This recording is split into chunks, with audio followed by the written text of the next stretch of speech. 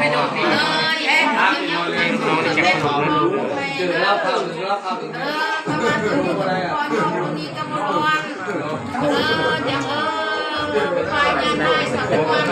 จะ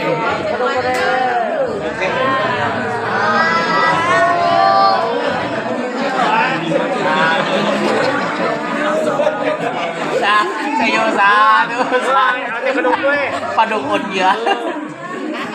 เจ้าขวัญไม่ได้จาน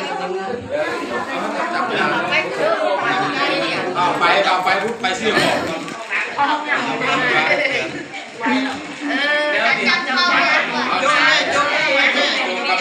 จับเข้าจับเข้า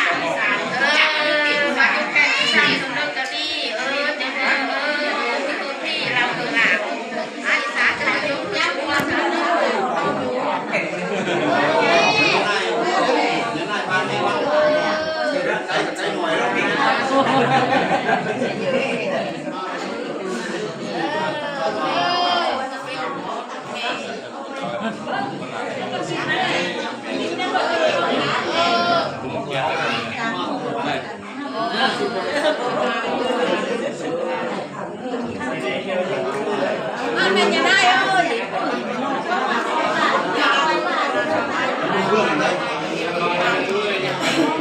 ให้แม่เอามาจะขอสิบบาทไม่ได้ว่ะให้ทำเองมันจะเขาไรอ่ะอะไรอะไร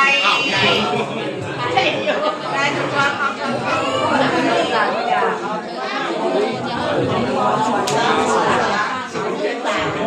ถ้าเป็นลูกสองพันแต่เป็น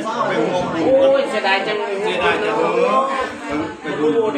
เงินพอดก็พอถือก็กิน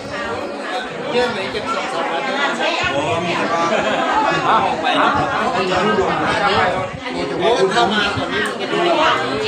มันรู้แล้วสองหมู่จังคนละพอดีเลย